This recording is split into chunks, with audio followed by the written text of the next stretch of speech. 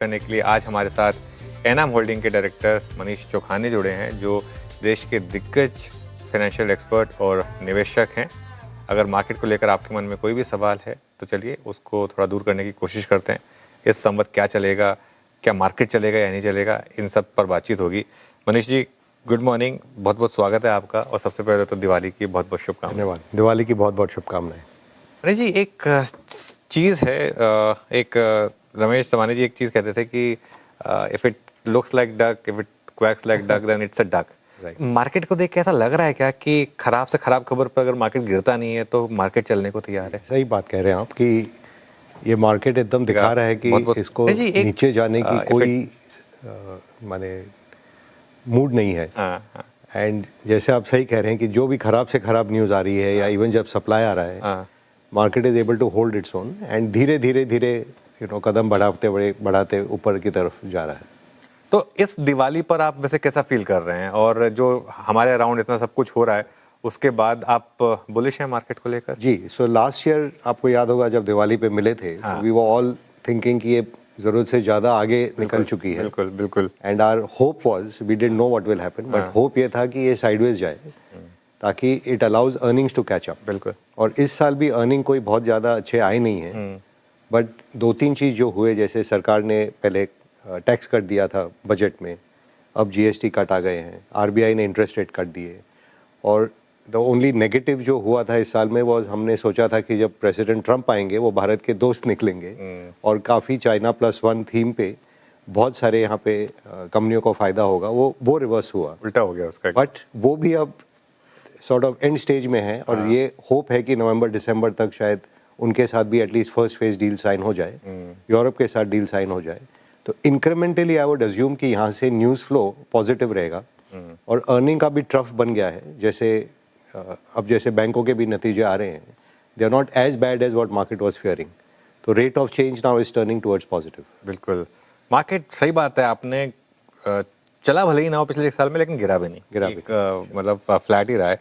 अच्छा, हम बात करते हैं दिवाली की, तो हम बात करते हैं माँ लक्ष्मी की, माँ सरस्वती की, माँ दुर्गा की, और आपकी काफ़ी इंटरेस्टिंग फिलॉसफी है कि तीनों की पूजा करिए और तीनों में इक्वल ध्यान दीजिए। नहीं, वो एब्सोल्युटली सही पूछा आपने कि हम लोग खाली ध्यान देते हैं लक्ष्मी जी पर, और लक्ष्मी जी चंचल है जैसे आप जानते हैं, तो वो घर में तभी वास करेगी जब उस घर में सरस्वती जी का वास हो, जो कि हम कहते हैं नॉलेज विजडम अगर नहीं हो तो धन तो आता जाता रहेगा, नॉलेज विजडम होगा तो आप फिर भी उसको वापस अर्न कर पाएंगे या उसको बढ़ा पाएंगे। एंड सबसे ज़्यादा ज़रूरी, जैसे नवरात्रि का फेस्टिवल जाता है, माँ दुर्गा का फेस्टिवल जाता है, कि अगर आप घर में खुशहाली ना हो और इमोशनल कनेक्ट ना हो, जो कि दुर्गा जी के स्वरूप है, देन जो भी आप धन हो या ज्ञान हो उसका कोई फ़ायदा नहीं हो। तो तीनों को बसा के रखिए घर में अपने दिल में और तीनों की पूजा करिए, एंड उससे धन भी, सुख भी और ज्ञान भी, तीनों की प्राप्ति होगी। बिल्कुल। अच्छा, ये जो साल था, गया साल, इसमें एक और जो डेवलपमेंट हुई, जियोपॉलिटिकली ये साल काफ़ी टफ रहा, काफ़ी वॉर्स हुई, हमारे आसपास के नेबरिंग एरियाज में काफ़ी तनाव रहा, 2-3 सरकारें पलट गई। तो उस बीच में क्या आपको लगता है कि भारत अभी भी एक सेफ हेवन है? और ये सवाल मैं इस कॉन्टेक्स्ट में पूछ रहा हूँ क्योंकि पिछले एक साल में हमने लगातार एफआईएस की बड़ी सेलिंग देखी है। क्या वो एट सम पॉइंट आपको लग रहा है कि रिवर्सल के साइन कहीं ना कहीं दिख रहे हैं? जी, दो बात कहूँगा इसमें। पहले तो आप अपने आप को फॉर्चुनेट मानिए कि आप इस देश में पैदा हुए। बिल्कुल। क्योंकि मैं कहीं और भी मैंने ऐसे कहा कि आप सोचिए, आप जब पैदा हो रहे थे, अगर जीपीएस थोड़ा गलत हो जाता और आप थोड़े लेफ्ट राइट अप डाउन कहीं पे पैदा हो जाते गलत देश में, तो आज आप धन की प्राप्ति के बारे में बात नहीं कर रहे होते कि जीवन के बारे में या कुछ पेट मेरा भर जाए, ये बेसिक्स पे आप आ जाते। बिल्कुल। Here we are talking of very higher order things, कि हम सब देश प्रगति की ओर है। और दुनिया भर में भी अगर देखूं, जो देश को हम लोग बड़े हुए एडमायर करते हुए कि अमेरिका है या जापान है या यूरोप है, उनके best period in a way is behind in terms of demographics. और कोई बहुत ज़्यादा, definitely this applies to Europe and Japan, not so much to US, कि उन देशों में the best period is in the rear view mirror. और India में अगर आप देखें अगले 10-20 सालों में जो कि प्रोग्रेस होने वाला है, और ये सारा विश्व भी इसी को मानता है, कि यहाँ पे जब 6% ग्रोथ आता है रियल, तो हम डिजेक्ट हो जाते हैं। और वहाँ पे 2% आ जाता है तो वो ऐसे खुशी मनाते हैं कि मालूम कितनी तेजी हो गई। So you are born in the right place at the right time. और ये यंग एनर्जी जो है, अब जो ट्रांसफॉर्मेशन होगा अगले 10-15 सालों में इंडिया में, at least I am very excited to see कि जो प्रोसेसर टाइप का देश होता था हमारा, वो अब थोड़ा और टेक्नोलॉजी और ब्रांड अपना खुद क्रिएट करे। और जैसे जब जापान आया था तो हमने देखा सोनी आया, टोयोटा आया, सब हमारे देश में। उसके बाद जब कोरिया का राइज हुआ तो Hyundai, LG ये सब आए हमारे देश में। चाइना का जब राइज हुआ तो BYD हो या हायर हो या ये सब आप देखते हैं अपने देश में। तो अपने भी यहाँ से काफ़ी ब्रांड, अपने भी यहाँ से काफ़ी IP दुनिया भर में मशहूर होंगे और एक्साइटेड अबाउट दैट। आपने ये बहुत इंटरेस्टिंग चीज़ कही, क्योंकि कल मैं रामदेव जी से मिला था। उन्होंने एक चीज़ कही थी कि वो आजकल कॉलेजेस में जा रहे हैं और वहाँ पे लोगों को कह रहे हैं कि आप अगर एक अच्छा बिजनेस आइडिया लाएंगे तो 1 करोड़ रुपए की कैपिटल हमसे ले जाइए। वो कह रहे थे कि हमारे ज़माने में तो हमको कैपिटल मिलती नहीं थी और हम इतने जगह पे कैपिटल इन्वेस्ट कर रहे हैं और उनमें से कौन कब नेक्स्ट बड़ा बन जाए ये भरोसा नहीं। तो जो ये सवाल मैं इसलिए पूछ रहा हूँ क्योंकि कहीं ना कहीं हम सबके मन में एक टीस रहती है कि जैसे एनवीडिया हो गई, ओरेकल हो गई, मेटा, जिस तरीके की एंटरप्रेन्योरशिप पिछले 10 साल में यूएस में हमको देखने को मिली, हम वैसा नहीं कर पाए। लेकिन हमारा जो लैग के साथ हम यूएस के पीछे चलते हैं। आपको लग रहा है अगले 10-20 साल में हम भी कुछ ऐसा बड़ा करेंगे? अनुज, इन अ वे इनएविटेबल है कि कोई यहाँ ब्रेन्स की कमी है नहीं।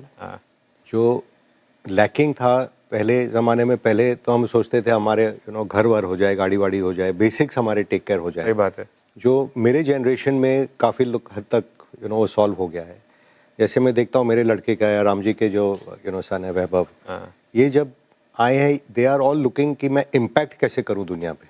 माने एक्स्ट्रा ज़ीरो ऐड करके या 2 ज़ीरो ऐड करके अपने धन में कुछ वो उनका थ्रिल नहीं है जैसे हमारा रहता था या स्टिल है।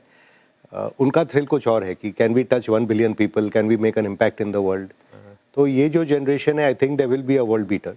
और टेक्नोलॉजी में भी आपको 5-10 साल लगते हैं। ऐसे नहीं है कि आपने कुछ आज ट्राई किया और ऐप कॉपी कर लिया दूसरे का या मॉडल किसी का कॉपी कर लिया और आपने डेवलप कर लिया। आज जो इंडिया में टेक हो रहा है is largely organising the unorganised sector. जैसे जोमेटो ने, जो आपकी फूड डिलीवरी पहले भी बगल के रेस्टोरेंट से आती थी या आपके सामान आपके ग्रोसर या केमिस्ट आपको घर में भेजते थे, और उसको स्केल पे जैसे बहुत सारे जो ऐप आए हैं, it is stage 1 really of our technological revolution. ये स्टेज 2 भी बनेगा। I am quite hopeful about it. एक इंटरेस्टिंग चीज़ जो आप कहते हैं कि एक आपका कोट है कि real opportunity is building a global business using Indian scale as a backstop. तो इसमें हमारे व्यूअर्स के लिए अगर आसान शब्दों में समझा जाए, कौन सी स्पेसेस हैं जहां पर आपको लग रहा है कि ये अपॉर्चुनिटी है? देखिए 3-4 जैसे मैंने आपको उदाहरण दिया, जब जापान आया तो उनके जो नीड्स थे कि दे नीडेड टू मिनिएचराइज, क्योंकि बहुत पॉपुलेशन था, जगह कम था। Same way India has certain things where we will have a right to win. अभी एक एग्जांपल दूं, टाइटन है, I don't own the share but I am giving as an example कि LVMH जैसे बना यूरोप में लग्जरी गुड्स में, they took all the small brands and they could aggregate it and make that something desirable for the whole world. अब Indian design from gold jewellery and all the other artisans which they put together, it becomes something ki it's a very different design form than what the West creates, as an example. दूसरा healthcare अगर आप देखें तो बाहर allopathy and mental illness are 2 different tracks altogether. अपने देश में आयुर्वेदा उसको integrated wellness के रूप में मानता था और आपको माने आपके जड़ से पकड़ के आपके बॉडी टाइप के हिसाब से, नेचर के हिसाब से आपका ट्रीटमेंट होता था। So some of these things you will have a right to win which others cannot copy easily. नहीं तो हर जगह आपको लगेगा ये चाइना कॉपी कर लेगा, यूरोप कॉपी कर लेगा, कंपटीशन आ जाएगा। देश में बहुत कंपटीशन होगा, बट अब जैसे डाबर जैसी कंपनी है, आज बड़ी है इंडिया में, can they take this, can they go global? I am not suggesting these companies but as thematically कि इसमें शायद the old companies will not do it but a young disruptor type company में come and do it. Tata group जैसे है hospitality में, we are very well known for it. अब Indian hotels can it become a global brand? हम 4 seasons में या Mandarin oriental में घूमते हैं, मैरियट में घूमते हैं। It brings that culture to our country. आज हम मैकडॉनल्ड्स में जाते हैं खाना खाने to get a taste of America having a Coke. तो ये सब ट्रैवल करेगा यहाँ से। जी, बहुत सही बात कही आपने। खैर काफ़ी इंडियन ब्रांड्स धीरे धीरे ग्लोबल बन भी रहे हैं। अच्छा, एक चीज़ जो आप हमेशा मेंटेन करते हैं वो है कि डाइवर्सिफिकेशन। इस साल अगर किसी ने आउट परफॉर्म किया तो वो है हमारे हाउस होल्ड्स जिनके पास गोल्ड है, और गोल्ड और सिल्वर में जिस तरीके का रिटर्न आया। मैं 2 चीज़ें पूछूंगा। एक तो क्या यहाँ पर आपको कुछ बबल दिख रहा है, और दूसरा, क्या इन लेवल्स पर भी एज अ डाइवर्सिफिकेशन गोल्ड और सिल्वर आपके पोर्टफोलियो में होना चाहिए? अनुज जी, इसमें I just take a step back कि actually gold and silver are not performing asset in that sense कि उसमें कोई आपको डिविडेंड या इनकम नहीं मिलने वाला। प्रोडक्टिव एसेट नहीं है। तो ये गोल्ड का, जैसे वॉरेन बफेट कहते थे, this is a fair trade and equity is a hope trade. अब फेयर ट्रेड में ये है कि बिकॉज यूएस में और वेस्टर्न वर्ल्ड में इतना डिबेसमेंट हो रहा है करेंसी का कि more than 50-60% of all dollars have been printed in last 6 years। तो दुनिया ऑलरेडी मूव कर रही है ये करेंसी डिबेसमेंट के खिलाफ, एंड दैट्स वाई जो सेंट्रल बैंक है दुनिया के, उनमें काफ़ी बाइंग हो गई है कि हमको डॉलर नहीं होल्ड करना है, यूरो नहीं होल्ड करना है, तो हम सोना होल्ड करेंगे। तो net settlement still gold is a store of value. Dollar में remain a medium of exchange, but store of value is truly only gold. So that I treat as a insurance policy. और जहाँ तक हिंदुस्तान का सवाल है, क्योंकि रुपया dollar के ऑपोजिट हरदम गिरता रहा, तो जब गोल्ड में भी मंदी हुई 10-20 साल में डॉलर टर्म्स में, रुपी टर्म्स में हमने उसको नहीं महसूस किया। तो India has always been in favour of hard assets historically, because our currency was being debased almost historically. 4 रुपया होता था डॉलर, आज 90 पे है। तो अगर आपने ज़मीन लिया, आपने सोना लिया, that was a inflation hedge. तो इन दैट सेंस जो एसेट डाइवर्सिफिकेशन हम करते हैं, आपका रियल एस्टेट, आपका सोना होना ही चाहिए पोर्टफोलियो में। Fixed income was where we were losing money, कि आपने 7% में डाल दिया बैंक में फिक्स्ड डिपॉजिट में, और इन्फ्लेशन 8% 9% हुआ, तो आप एक्चुअली हार रहे थे। इसलिए हम हरदम कहते थे कि आप इक्विटी में आइए, देश की जब प्रगति होगी तो आपका वेल्थ क्रिएशन यहाँ होगा। प्रोटेक्शन में happen in gold and in real estate, but wealth creation can only happen with a business. And जो दूसरा सवाल आपने कहा कि अगर मैं सबसे सक्सेसफुल स्टॉक मार्केट इन्वेस्टर को देखूं, लेट्स से उन्होंने 50,000 करोड़ कमाया, बट जो 125 नंबर का कंपनी का प्रमोटर है, उसकी वेल्थ उससे काफ़ी ज़्यादा है।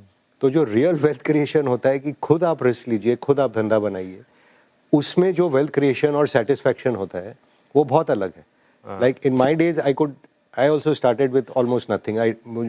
मेरे पास भी कैपिटल नहीं थी, बट आज मेरे लड़के के पास वो है। तो वो उसमें लगा हुआ है कि मैं ऐसा बिजनेस क्रिएट करूं जो दुनिया पे इम्पैक्ट करे काफ़ी बड़े रूप में। And wealth creation is a outcome, it's not the objective of that. तो ये दो चीज़, जैसे मैंने कहा, अलग है।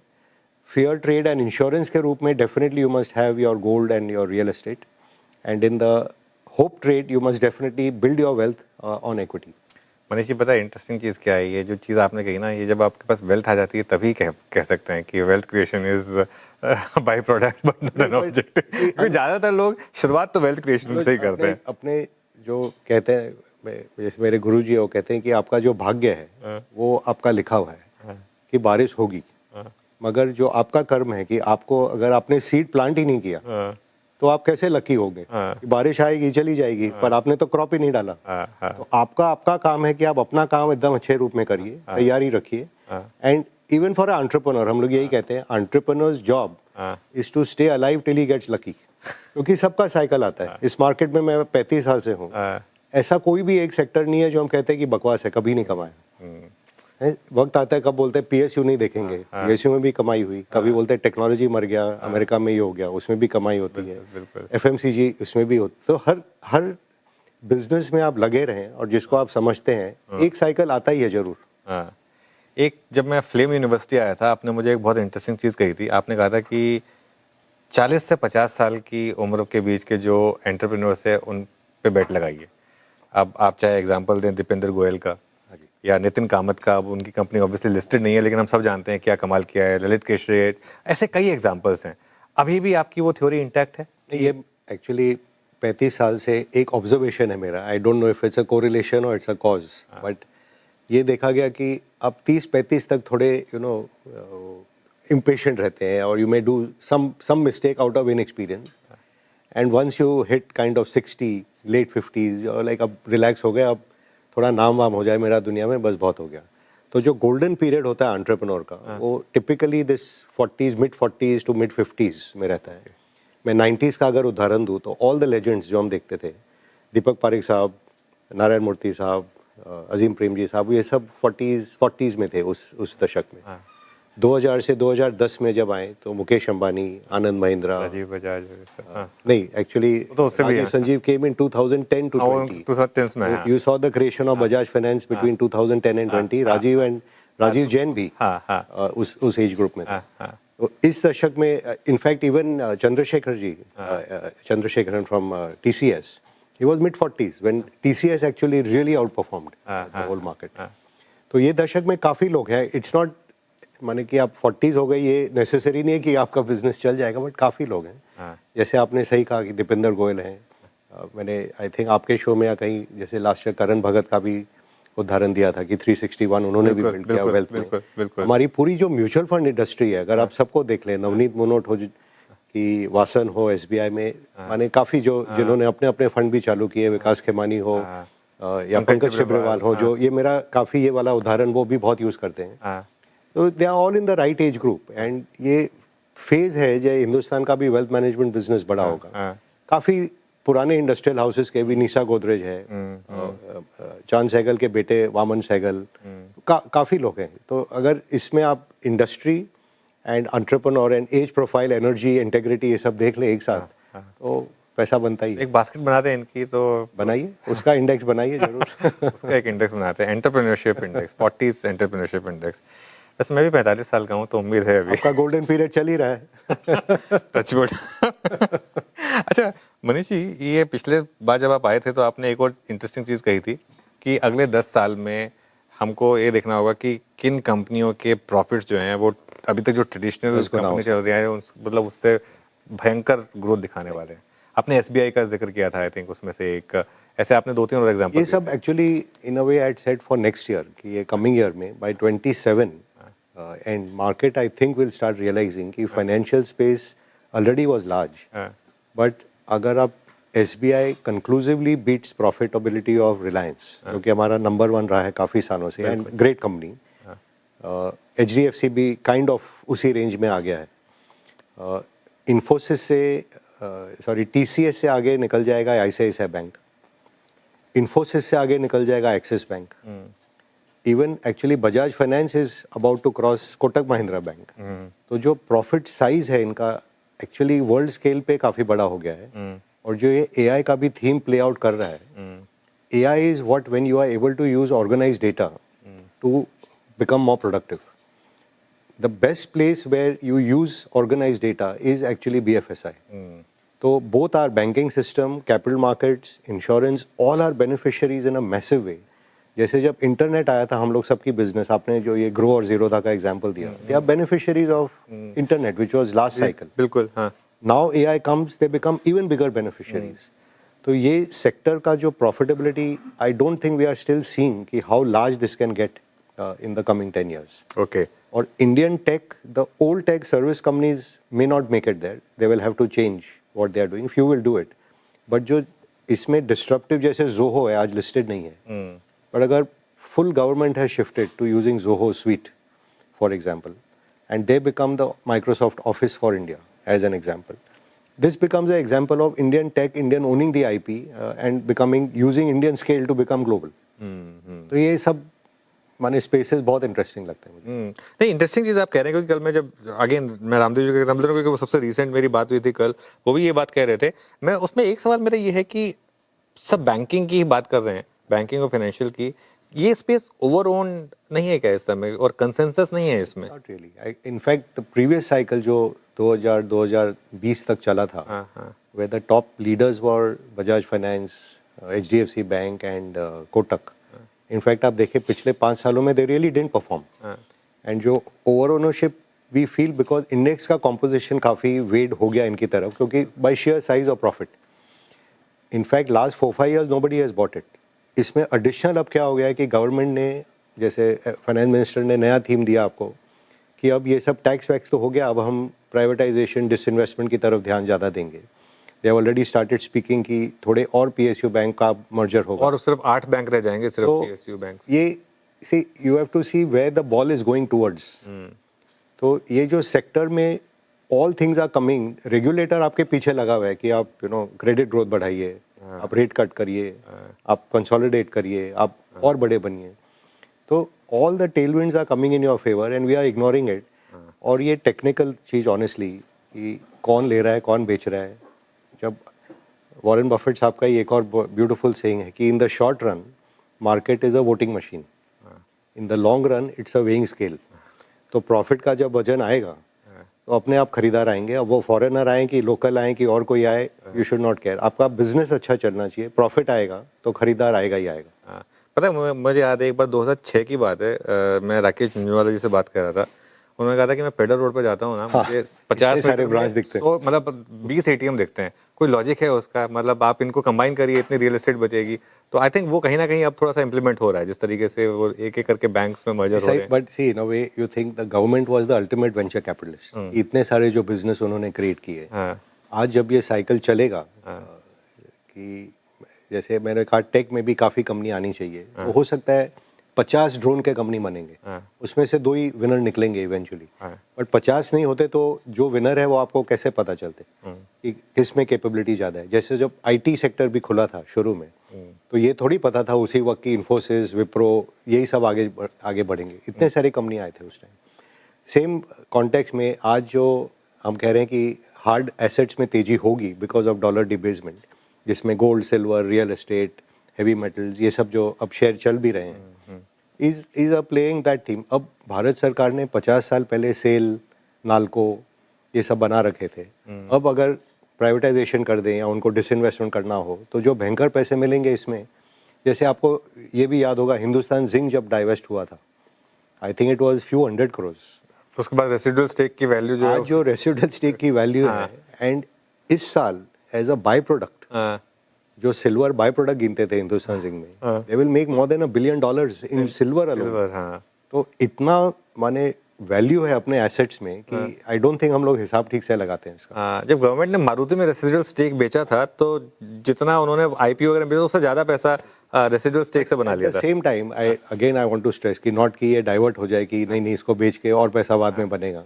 कि जैसा venture capital sells to private equity sells to IPO, that at every stage wealth creation is a cycle. But कि आप ही लेके बैठ जाओ और आगे नहीं जाए। इस सरकार की भले ही वो सक्सेसफुल ना रहे हो पिछले कुछ सालों में, लेकिन एक अप्रोच तो रही है कि हमें जो कोर बिजनेस एक आध को छोड़ के उसके अलावा हमें उसमें नहीं। प्राइम मिनिस्टर ने कहा ही था कि बाबू थोड़ी सरकार मैंने थोड़ी बिजनेस एयर इंडिया से जैसे एग्जिट किया तो मतलब और बेटर ही हुआ है। it's great they build it to a right size and management depth also in lot of these companies is fantastic. Like I'm a great fan of SBI as an example, as you know, but a lot of them NTPC and all outstanding management. आपको लगता है ये जो PSU कंपनियां हैं, जैसे आज की डेट में SBI है, चलिए SBI तो फिर भी थोड़ा सा एक क्वासी प्राइवेट बैंक की हम गिन लेते हैं, वरना बाकी सारे PSU बैंक आज भी सब 1 टाइम प्राइस टू बुक पे अवेलेबल है और प्राइवेट बैंकों को 2.5 से 4 टाइम्स प्राइस टू बुक मिलता है। तो कहीं ना कहीं ये valuation gap possible. See, again, it's a market, you don't know, but the fact is जो पुराना सिस्टम था PSU का, जो फोन बैंकिंग का एरा था, NPA होते थे, वो क्रेडिट ब्यूरो आने से, RBI सुपरविजन होने से, सरकार का एटीट्यूड बदलने से, बैंक का खुद का आउटलुक बदलने से, आई don't think that holds true.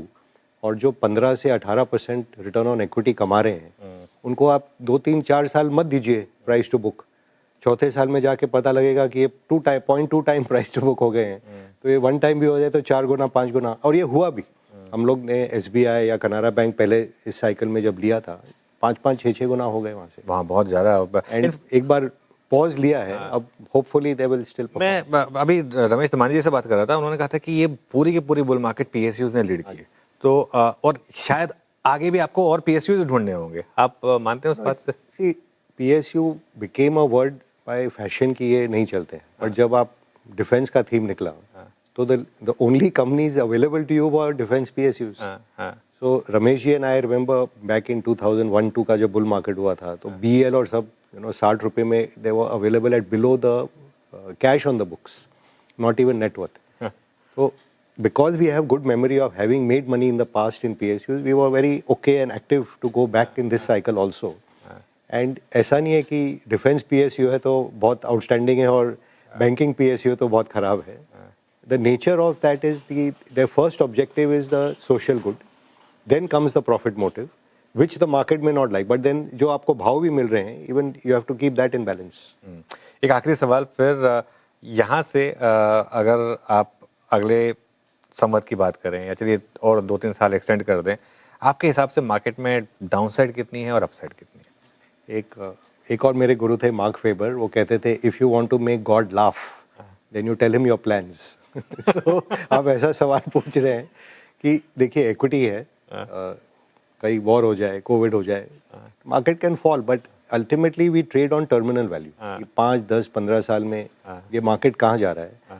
और I would just suggest to audience, आज हमारी 27-28 साल की एवरेज एज है हिंदुस्तान में, अगले 10-20 साल का अगर आप सोचे, नॉर्मली ये मार्केट 5 साल में डबल होता है नॉर्मल, 10 साल में 4 गुना, दैट मीन्स 20 साल में 16 गुना हो सकता है, 16 नहीं हो 10 गुना भी हो जाए, दैट मीन्स आज आपके पास जो 10 रुपए हैं वो 100 होने वाले, दैट मीन्स 90% तो आपका वेल्थ आगे है। तो ये छोटे मोटे 1 साल रुक गया, 6 महीना रुक गया, ये हो गया वो हो गया, ये नहीं देखें। हम लोग 35 साल से यहाँ हैं, I can't tell you what a journey it has been, and actually we are more excited about the coming decade than about the past. I think वही ऑप्टिमिज्म, अपना मेहनत करते रहिए, पैसा बनता है बॉटम अप, कोई मार्केट कहाँ जाएगा I don't think we care also, I don't have a view also. आपको आज मैं 2-3 कंपनी दिखा दूं, उसमें 25-50% आपको लगे बनने वाला है, यू डोंट केयर मार्केट अगले साल घटेगा क्या। बिल्कुल, अब बॉटम अप अपना काम करिए, अच्छे प्रमोटर ढूंढिए, मार्केट ब्रॉड बेस हो गया है काफ़ी, एंड अपने अपने एरिया में आपको बहुत बहुत अपॉर्चुनिटीज़ मिलेंगी। एक्चुअली पिछले 1 साल मैं तो कहूँगा कि मार्केट का शानदार रहा है, क्योंकि इंडेक्स नहीं चला, लेकिन अगर आपने इंडिविजुअल स्टॉक्स अच्छे निकाले हैं तो मार्केट ने अच्छा पैसा बना कर दिया है। तो मनीष जी बहुत बहुत शुक्रिया, मज़ा आया आपसे बात करके, and once again happy Diwali too. Happy Diwali, शुभ दीपावली। शुभ दीपावली। चलिए आज के शो में इतना ही, जुड़े रहिए CNBC।